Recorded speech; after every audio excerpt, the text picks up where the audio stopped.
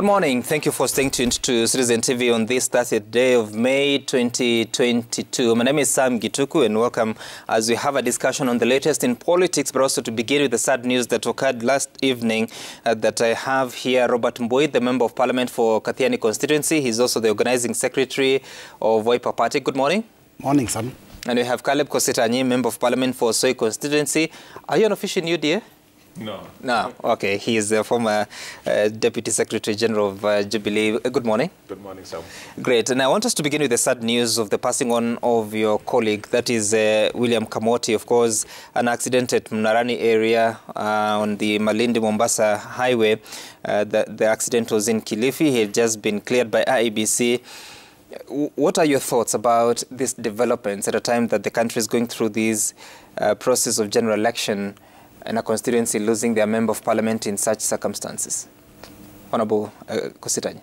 Well, first of all, let me pass a message of condolence on behalf of our UDA family and Kenya Kwanza team, and on behalf of the people of Soi, to my good friend William Kamote, following his passing on. It's actually very sad that at this time of transitional politics, he got into an accident. We feel for him and his family, and we pray that God will give them the guidance. We also feel for the ODM team that he belonged to, or the Azimio team, and we hope that IEBC will allow ODM to nominate another candidate. Sorry to say that while the family is still mourning, but I think it's because it's how life is. Mm-hmm. And then we can also all have a good contest there. But it's actually very sad. We ask that that Malindi Road, I've been on it several times, is actually very narrow.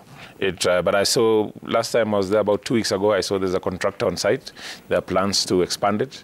And we also call on our Kenyan drivers to be on the lookout, to drive with a lot of care, so that we may not lose any life on our roads. Okay. Mheshimiwa Mbui, how do you remember Kamoti? Yeah, thank you, Sam. First, I must confess that William Kamoti was a personal friend. We were elected together in 2013, and I even went for his homecoming party in Rabai. And this was a leader that had the interest of his people at heart. And it's so unfortunate to see him. Remember when COVID came, in fact, Kamoti was one of the first people to contract COVID-19, and he did overcome it. And, you know, I mean, that showed that he was a man of resilience. So it's very unfortunate that he loses his life on the roads. And I think, like my colleague has said, this issue of road carnage, NTSA needs to really up their game to ensure that we cut down on losses of lives.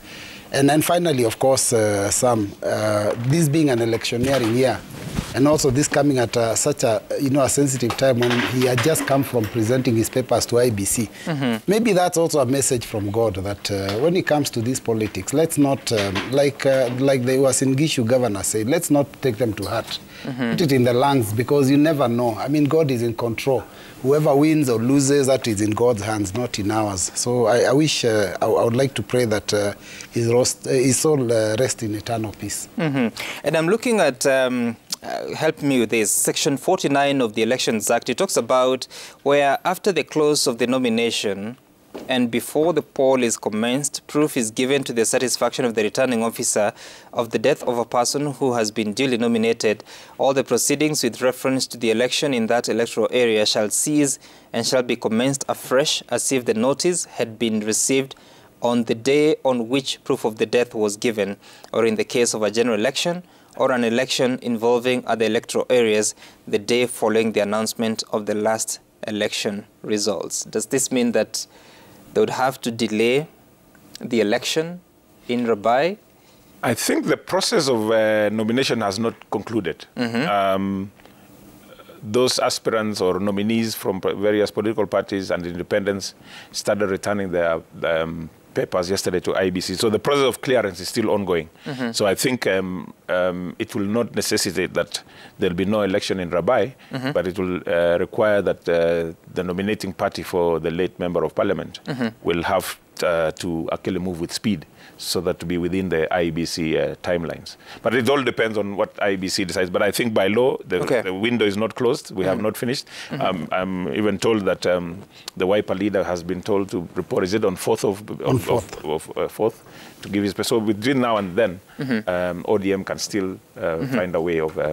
What's your thinking, Honorable Mbui, knowing that in 2017 there's a candidate who died in Kitutu Church, the constituency that one Richard Onyonka represents, and that election did not proceed until after the general election? I think going with what you've just read, basically it means that there should be some delay for that position of Member of Parliament in Rabai because of this untimely death of the current office holder. And I think it also makes a lot of sense, because even if the nominating party was to find a candidate, then at what point does this candidate get to be able to meet the people and to familiarize himself with the constituency and be ready for the elections in the next 2 months? So I think it does make sense that for the position of Member of Parliament, they delay it for a short while, just to be able to accommodate and give the people of Rabai an opportunity to also elect a Member of Parliament like everybody else. And especially because the current holder and the party that is in that region that is holding most seats is the ODM party, then I think it would be fair to give ODM an opportunity also to be prepared for the election. Okay. And of course it says that provided, the same section 49, provided that no fresh nomination shall be necessary in the case of a person already duly nominated for the election affected by this regulation, whose nomination shall remain valid. Obviously, that means that the other candidates from the other parties will not be affected by this change, so the only repeat of picking a candidate would be for ODM, but it obviously affects how that exercise will proceed. We'll be trying to get answers from the IEBC on what should happen, given that this William Kamoti had already submitted his nomination papers to the IEBC. Joining us now is Herman Manyora. Good morning. Morning to you, Sam. Great, and we were just talking about the passing on of William Kamoti, the Member of Parliament for Rabai constituency. Your thoughts about this?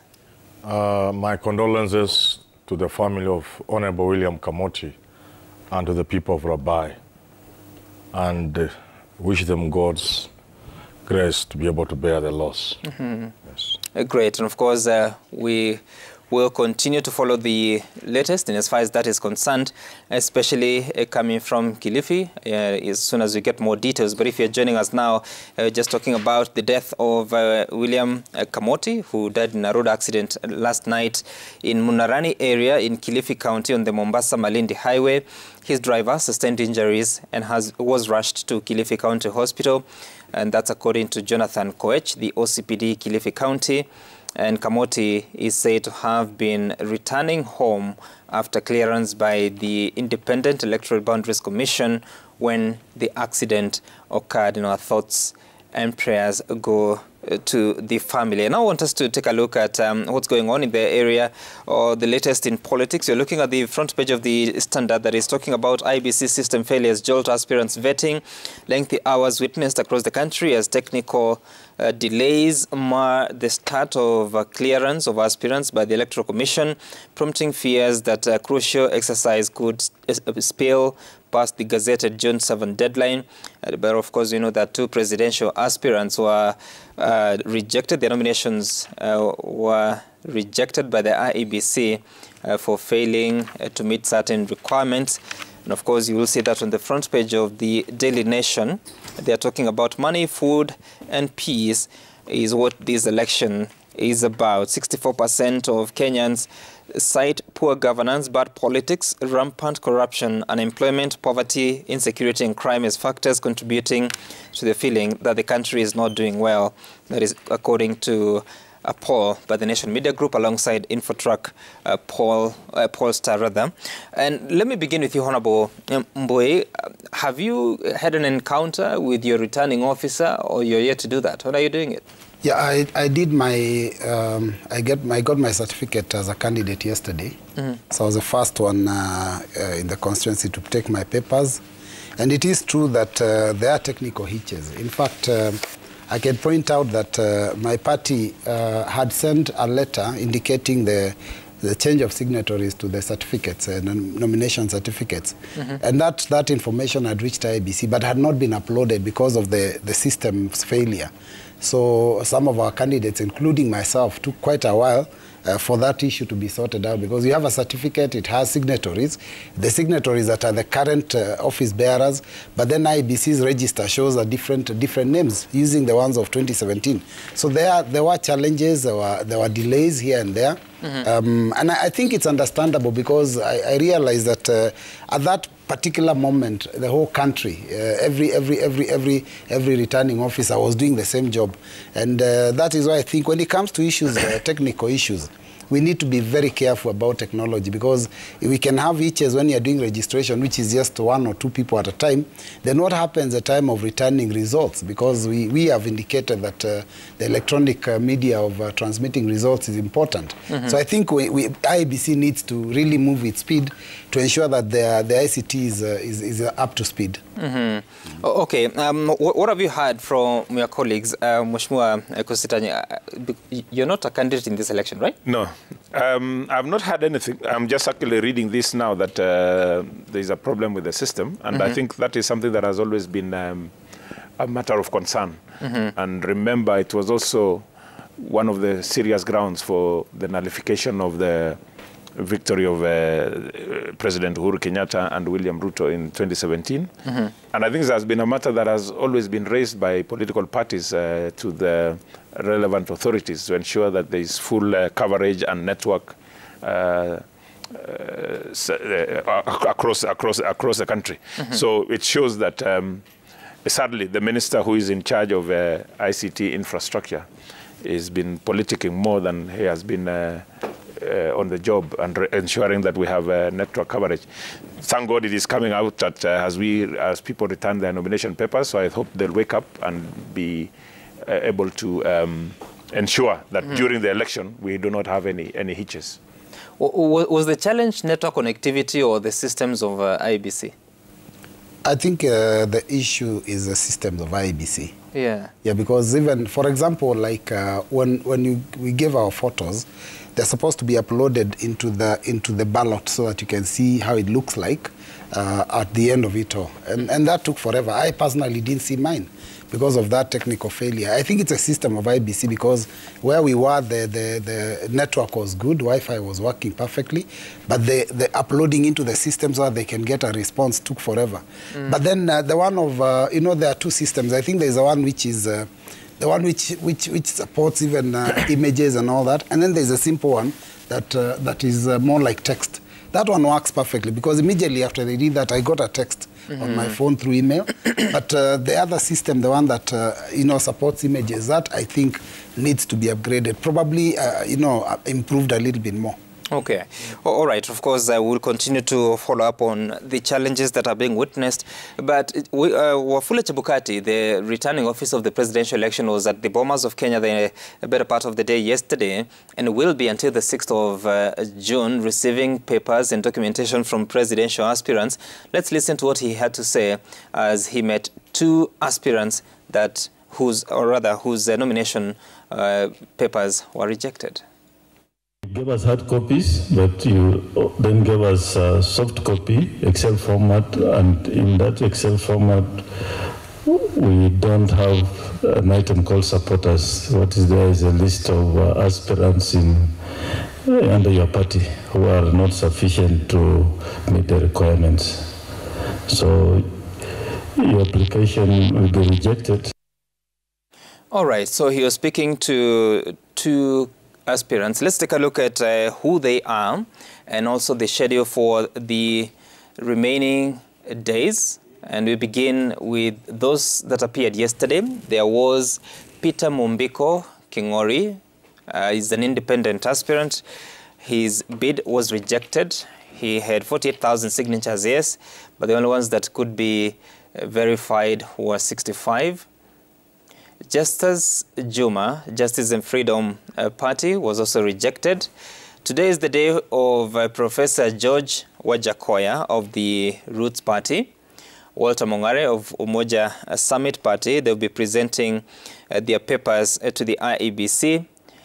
Then there had been communication that there are candidates that would appear. There's a candidate that would have appeared on Tuesday, that is tomorrow. That is Dorothy Kemunto Nyangaori, an independent aspirant, but she has been moved to the 2nd of June. There's someone else who was supposed to appear on Madaraka Day. Gibson Garuya Nganga has been pushed again to 2nd of June. That is Gibson. Then on Thursday, someone had been scheduled, that is James Kamau. They will still appear, an independent aspirant. They'll appear on Thursday. Then come Friday, there will be candidates Jeremiah Nyaga, independent. There will be Jane Juliet Munyeki, who is also an independent, and also David Moro Wahiga will appear on that day. Then on Saturday, William Ruto is his big day to meet IEBC. Kalonzo Musyoka is scheduled for the same day. David Mora initially was to appear on the 4th, but now will appear on the 3rd, the day before that. And then on the 5th of June, that is the day of Raila Odinga of Azimio la Umoja One Kenya Coalition Party. Dr. Ekuru Aukot will also appear the same day from the Third Way Alliance. George Munyota, an independent aspirant, will also appear on that day.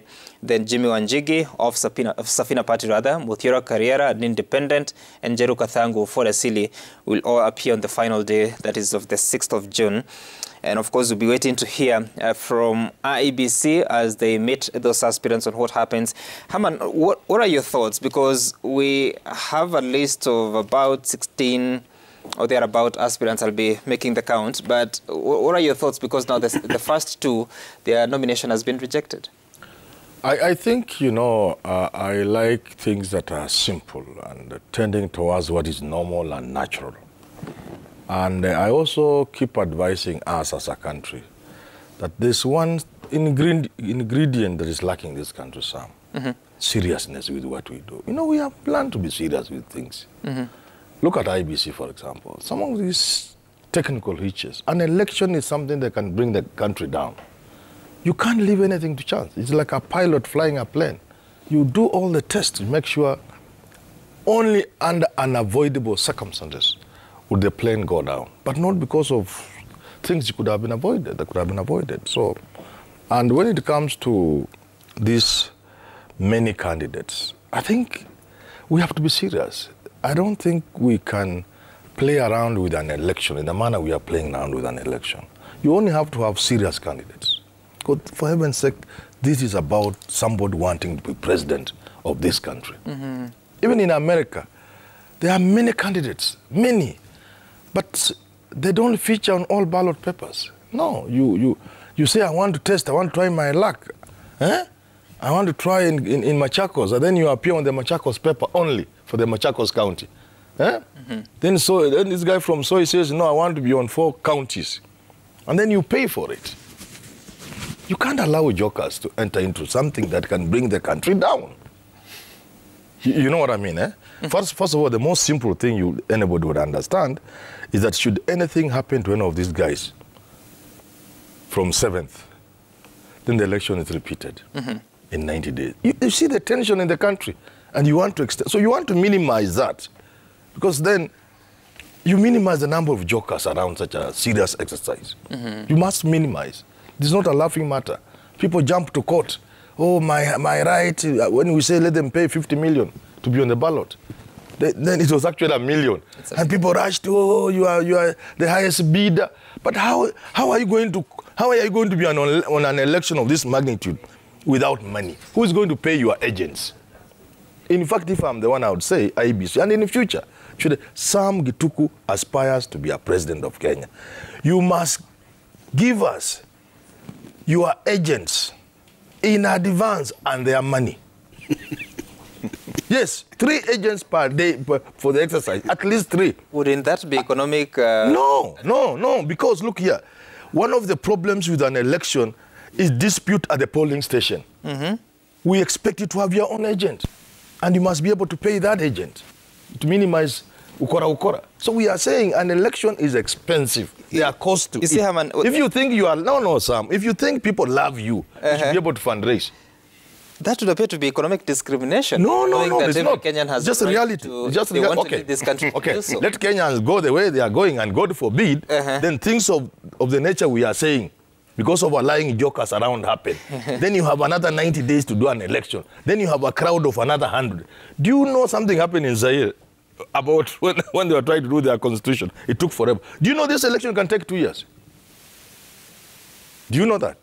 It's possible, technically. Please don't go where you want to go, because I think I know what you want to say. Let's listen to one member of parliament who comes from Wiper Party. They said something interesting last week. Listen, they might be here, though. Know that the position of president and deputy are off the table under Azimio One Kenya Alliance. That we are aware.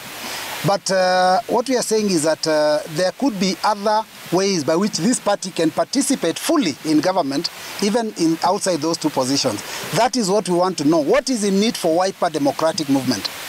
Not our party leader, and I want that to be clear, because people have made it look like it's a Kalonzo issue. It is not. So, Honorable Mbui, that was you last week, and I listened to you say something, I think I saw it yesterday. It's saying that njia katikati bado ipo. What is the position? Because Kalonzo Musyoka is scheduled to present his papers on 4th of June. You said that 45 candidates or aspirants that time had voted to have Kalonzo return to Azimio la Umoja. So, what is the position now? Sam, let me, that's a very tough question, because it might take me the whole day to explain. But I'll just say that as a party, every party is formed for purposes of winning political power. And Wiper is no exception. And as a party, we had a national delegates conference, in which case all of us asked our party leader to vie for the presidency. We also, of course, later on had a National Executive Council meeting which which accepted that position. But we put a rider in it and said, but because of noting the voting patterns in the country, we asked him to see if he could partner with others so that we could win the seat easily. And so he did partner with others and form the One Kenya Alliance. Along the way, we realized that it might be better to work with Azimio la Umoja, and we now go together, and I think we've had that discussion here, and even the name changed from Azimio la Umoja to Azimio la Umoja One Kenya Alliance because of Wiper and its affiliate parties under One Kenya. So our expectation was that our party leader would go in and become a candidate for presidency. Obviously, Azimio put in a spirited fight for their candidate because they had been around longer, and they decided that they would want to field their candidate, but we support their candidate. Sam, it's simple. If it's simply expected that when you come into a relationship of that nature, and we are going in as equal partners, we didn't go in as juniors into the Azimio la Umoja One Kenya. And that's why the name was changed 50-50. We went in so that we could share political power.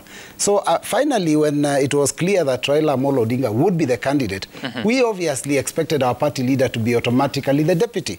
And this is because, and we have said this over and over again, that Azimio la Umoja One Kenya is a three-legged stool, with Jubilee on one side with its affiliates, Wiper in its affiliates in One Kenya, and ODM with its affiliates in Azimio la Umoja. So we expected that the presidential candidate comes from the Azimio la Umoja, that is ODM. And the chair of that whole arrangement is the president himself, who comes from Jubilee. So we expected that the only other seat that was there was a deputy president seat. We expected that to come to Wiper because Kalonzo was the de facto leader of the One Kenya Alliance. Now, when that didn't happen, we felt betrayed, and we still feel betrayed. And so we advised our party leader that maybe under those circumstances, he should just vie for the seat, because he did that in 2007, and he knows that he has a vote bloc that supports him from across the country, but predominantly from Lower Eastern. So we told him that he should go for the seat, because if we are not feeling respected in this arrangement, then maybe it's time that we did demonstrate our political muscle. Now, after that, there has been a lot of discussions, because he did announce, and even he had to unveil also a running mate at that point, because you see there is also the political deadlines. So he had to unveil his running mate, so that now if there is any discussions, they can be held when we are prepared. So I will tell you this, we are preparing to go to the ballot if we cannot be able to strike a deal That is a position. And let me tell you, people have always, bashed us. So help me here. 45 voted that he needs to go back to some those were fictitious figures. I don't even know where you got those figures from. There were more than 100 participants in our meeting because we have a total of 144 elective positions in Lower Eastern. And that was just, we had just called a few leaders from Lower Eastern, not the whole of Wiper Brigade from all over. Because we wanted to listen to the voice of the leaders within our region before now listening to the rest. We wanted to know what they are saying. It wasn't 50 people. There were over 100. The media was there. They can tell you that there were over 100 people that came for that meeting. Do you think... So out of those, and we fielded a candidate in every elective position in Lower Eastern. Now, out of those, over 90% were of the opinion that it would be better for us to work with the Azimio La Umoja team. And we made that clear. We said we would be willing, because even they said that, yes, it would be good to work, but we have to be given our fair share and shown some respect. What has been the progress so far in having those conversations? That conversation, Sam, I will tell you, is above my pay grade. I think it is my party leader that would be able to talk to the president and the Right Honorable Raila Amolo Odinga and agree on a working formula. If we can agree on a working formula, then we can, I'm certain, but we can work together. If he goes ahead to present his papers on 4th of June, really, is that a person... If there's no agreement, then we will proceed all the way, and then we shall talk on second round or third round, or maybe we might even win it on first round. So, Sam, the issue is this, that our candidates would be comfortable working under Azimio La Umoja, One Kenya, because we know that we did invest in that arrangement. But the only concern is that the way our party leader was treated during the time of even picking a running mate, we felt betrayed. Because after in 2013, he forwent his ambition for president and supported Raila. Right. In 2017, it happened again. And in 2017, there was a written agreement. In 2022, we were all of the opinion that really, obviously, cannot do this again. Okay. I hear you. Honorable Kositanyi, what are your thoughts? Do you think the Wiper leader can, in law, present his papers, yet his party is a constituent member of the Azimio La Umoja One Kenya Coalition political party? First, I don't know where Kalonzo belongs, because Kalonzo has done it again. And you can hear from Bui here that they are going to go for the elections, but they'll be comfortable working. They have been betrayed in Azimio, and they'll be comfortable working with Azimio. So you really don't understand the Wiper leader and the Wiper brigade on exactly what they want. But I think it's... For me now, it's a matter of Kalonzo to actually try and regain some trust from the political field in Kenya, because he has been a true Wiper. This way, that way, this way, that way. Nobody knows. And I think it really doesn't matter where Kalonzo ends up now. What really matters is, does he still hold the voting bloc that believed in him? What do you think? I don't know. From what I hear, even yesterday I was having discussions with people and from all over, and some people say no. People have made up their mind who they want to vote for as president. And it really doesn't matter which side Kalonzo goes, the vote will speak differently. That is what I got from 2-3 different sources. And I think it's just a matter of time. To me, it really doesn't matter where Kalonzo ends up. Let us go for the ballot. Herman, what are your thoughts? Because this issue has refused to go away, and it appears that it might have to be determined by IEBC, when they receive the papers. I was speaking to someone sometime last week, and they were telling me that for IEBC, for them, it's just receive the papers, consider if you've met the threshold, and unless anyone goes to court, then you might have Kalonzo making his way to the ballot. What are your thoughts? Well, I think it's unfortunate that Kalonzo is coming out the way he's coming out. Kalonzo is one of the most senior politicians in this country, and we expect a lot better from him. But politics being what it is, you may not understand what he's going through. So I don't want to judge him harshly, but on the face of it, he's not behaving well, and he's not coming out well, and he's not good for his future. He's still a young man. He still has a lot of time. He's a young man. What do you mean, young man? He's my age mate. We are young people. Who tells you we are old? We are very young. Look, my friend. What shall we say? You're toddlers. So, you see, he has a future in terms of age. Look, if you look around, Biden how is more than 10 years older than Kalonzo. So he's young. Raila is 10 years older than Kalonzo. So we are all young people. And therefore he has a future from an age perspective, which to me seems to be missing. What has come out clearly is that Kalonzo has allowed himself to be held hostage by what I consider junior, ambitious politicians who are opportunistic, who are hanging on his coattails, as the Wazungu would say. Look at somebody like Wambua, somebody like Manzo, Junior. Two want to be senators, and I think by saying the things they are saying and by pushing Kalonzo in the manner they are doing, they up their chances of getting elected. Remember, Manzo is running against Kivuza Kibwana, quite a task. Unfortunate that a young, promising man like Mutula Kilonzo Jr. is being selfish, and I think Kalonzo should listen to. Go and tell him. The heir apparent in Ukambani is not Ngilu, is not Kivuza Kibwana, is not Alfred Mutua, it is Junior. And is in a hurry to inherit the Ukambani crown, kingdom. And is helping push Kalonzo out of the scene so that he can sit on the throne. And Kalonzo is not seeing this. I think it is... But Kalonzo is a man of himself, of his own. The way he has behaved, we are seeing people by what the actions. And I think Kalonzo should call his troops to order, respect the young people, but tell them this game is beyond your pay grade, like Mbui is saying. Allow me to make decisions in consultations with my peers like Raila, Ruto, Uhuru, and, well, I will listen to you, but I'll make the final decision. That's what is missing. Oh, okay. And as far as the election is concerned, whether he goes to stand or not, as Caleb says, may not quite be very, very important. But what I want to say before I sign off, really, because there are many things, just one more. There is talk about that position he was offered being given to Charity Ngilu. Chief CS. Yes. And now this morning I want him to hear. Please go and tell him. I know Ngilu cannot bring the Ukambani votes that Kalonzo will bring. I want to disagree with Caleb that to the extent that Kalonzo still controls Ukambani votes. That's true. But if Ngilu is given this job, she may not bring the Ukambani votes, but she will strengthen Raila's appeal as a person who is gender conscious, a person who has a gender agenda, a person who wants women inclusivity in the country. And now when you have Mother Karua and Ngilu at the top on the ticket, this will sell nationally.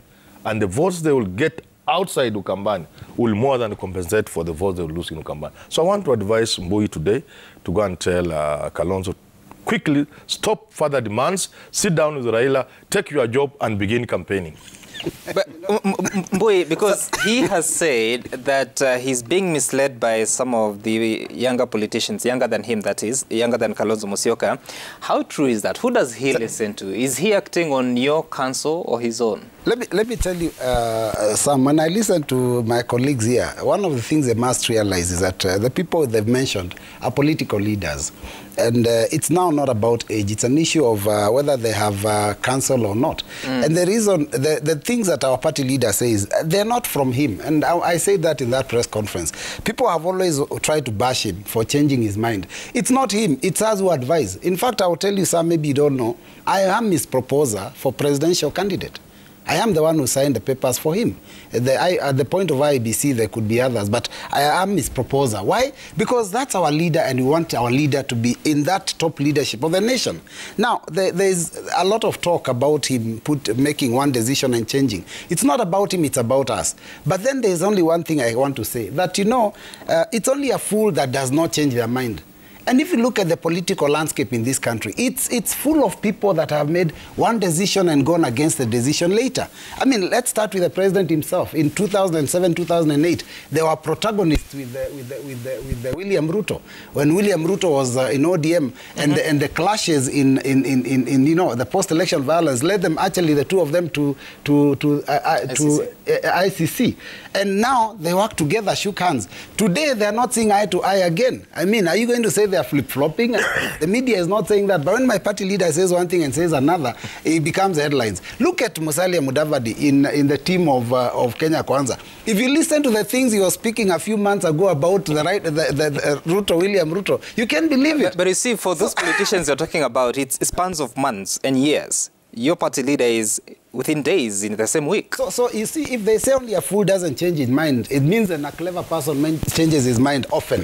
So that means I'm made up of very clever people. Okay, all right, Honorable Boy, I want us to take a short break so that when we return, we'll be speaking about the politics of transition, coming from what we witnessed last week at the National Prayer Breakfast. We saw an apology. Or was it? We'll talk about that after the break. Stay tuned.